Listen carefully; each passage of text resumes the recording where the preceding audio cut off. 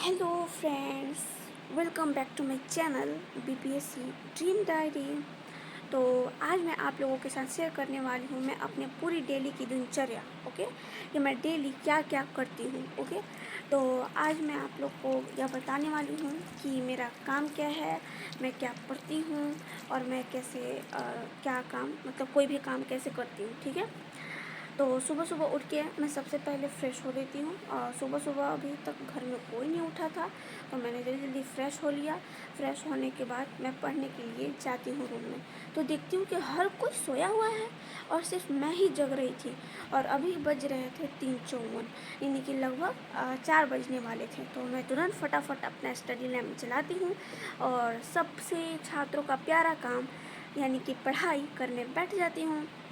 पढ़ाई के दौरान हमें बहुत चीज़ें सिंसियरली करना पड़ता है, क्योंकि पढ़ाई का टॉपिक बहुत टफ होता है। उसे समझना इतना इजी नहीं होता कि हम अपने माइंड को दो चीज़ों में भटका के कभी पढ़ सकें। मैंने अधिकतर ऐसे स्टूडेंट्स को देखा है, या दूसरे स्टूडेंट्स को छोड़ो, मैंने खुद पे अप्लाई किया है कि जब हम अपनी गाना भी सुनते रहते हैं और पढ़ाई भी करते रहते हैं, तो ये चीज़ें बहुत ज़्यादा पहले ये चीज़ मेरे अंदर भी था, पर मैंने धीरे धीरे इसमें सुधार किया, क्योंकि ये चीज़ें मुझे अब सही नहीं लगती हैं। क्योंकि हमारा जो माइंड है ना, वो बिल्कुल डिस्ट्रैक्ट सा हो जाता है। इसलिए हमें कभी भी दो काम एक साथ नहीं करना चाहिए। वैसे भी मेरे पापा कहा करते थे कि हमेशा जो काम करो उसे मन से करो। अगर तुम खेलने जाती हो तो पढ़ाई से फोकस बिल्कुल ही हटा दो, भूल जाओ कि पढ़ाई नाम की चीज़ भी होती है। अगर तुम पढ़ाई कर रही हो तो खेलो मत या किसी और काम मत करो, भूल जाओ कि कोई और काम भी होता है। यानी कि जो काम कर रही हो उसमें वो लगन से करो। हर काम में तुम्हें लगन और मेहनत की ज़रूरत होती है, तभी जाकर तुम कामयाब हो सकती हो।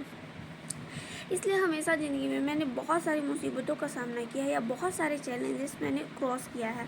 तो उन चैलेंजेस को पार करने का सबसे बड़ा एक मुद्दा यही रहा था कि मैं जो भी काम करती थी तो बहुत मेहनत से करती थी। चाहे उसमें हार हो या जीत हो, ये मुझे नहीं पता होता था, फिर भी मैं करती थी। अब 4 बज चुके थे, तो 4 बजे मैं अपनी पढ़ाई 1 घंटे की पूरी करके, और 5 बज गए थे तो 5 बजे 1 घंटे की पढ़ाई पूरी करके, और मुझे बोर्ड पे लिखना होता है ट्यूशन पढ़ाने के लिए, तो मैं आई थी अब अपने ट्यूशन की शुरुआत करने। तो बाहर का मौसम देखा तो बहुत ही अच्छा हो रखा था और बहुत ही सुहाना मौसम था। तो कल का लिखा हुआ चीज़ था, उसे इरेज करके मुझे नया लिखना था।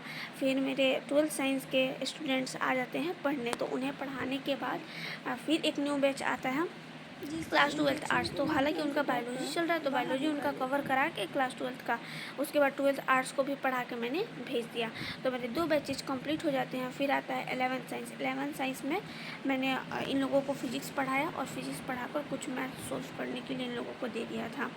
तो फिजिक्स पे इन लोगों का अभी चल रहा है बेसिक्स, वही इनको पढ़ा के इनको भी भेज दिया।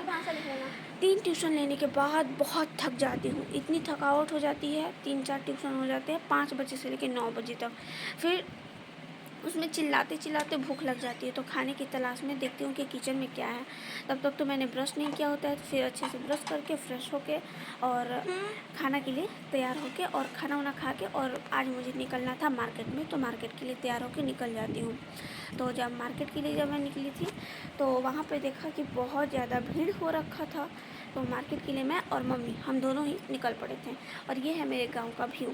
वहाँ पर गए, हमें कुछ बैंक से जुड़े काम थे, तो वहाँ पर भी मैंने काम किया, और फिर फटाफट घर से हम लोग निकल गए। गाड़ी का भी वेट कर रहे थे हम लोग स्टार्टिंग में ही, और ये देखो हमारे नहर में भी पानी आ चुका है।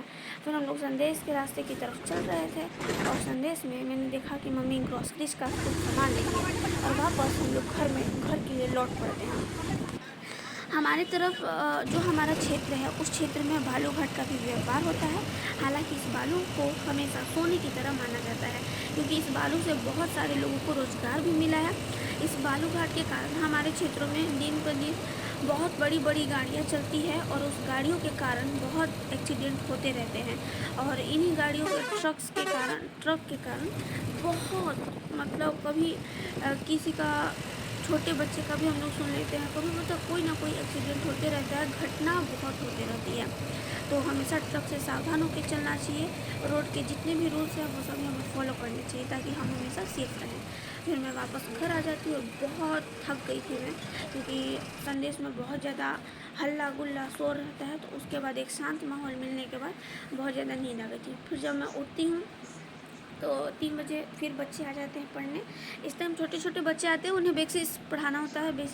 बेसिक में उन्हें नॉर्मल चीज़ें पढ़ानी होती है। तो मैंने एक बहुत ही अच्छा चीज़ कैच किया कि एक छोटा सा बच्चा था, वो काफ़ी ज़्यादा सो रहा था।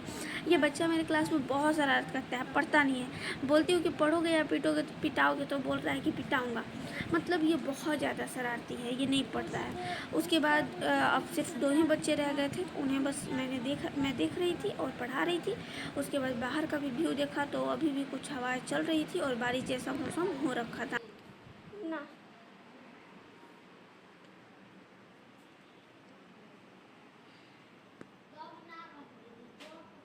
सबका ट्यूशन लेने के बाद मैंने सोचा कि इस मौसम का आनंद मुझे भी उठाना चाहिए और इसका फ़ायदा उठा के मैं भी पढ़ने बैठ गई।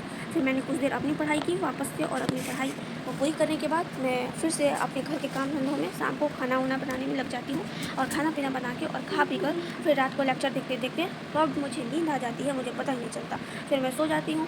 फिर मेरा वही का रूटीन होता है, सुबह अलार्म बजता है, अलार्म को बंद करके और जल्दी से उठना होता है। फिर जल्दी से उठकर ये सभी काम धंधे करने होते हैं। और जिस दिन मुझे कहीं नहीं जाना होता है उस दिन घर पे अच्छा खासा टाइम मिल जाता है, तो उसमें मेरी नींद भी अच्छी खासी पूरी हो। तो सोने के बाद वापस उठना डेली का यही काम करना होता है, और हमें इसी दिनचर्या के साथ डेली गुजरना होता है, डेली एक ही काम करो। तो कभी कभी मन बोर हो जाता है, तो मन बोरिंग होता है, तो मैं बीच बीच में ब्रेक भी लेते रहती हूँ। तो यही थी मेरी डेली की दिनचर्या जो मैंने आप लोगों के साथ शेयर की। मैं उम्मीद करती हूँ कि आप लोग मेरे इस सफर में हमेशा मेरा साथ देंगे, और अगर आपको ऐसी वीडियो पसंद आएगी तो आप बताना, मैं ऐसे वीडियोस और डालूंगी। ठीक है, बाय बाय, मिलते हैं नेक्स्ट ब्लॉग में। और मेरी किसी जर्नी में हमेशा आप लोग मेरे साथ रहना।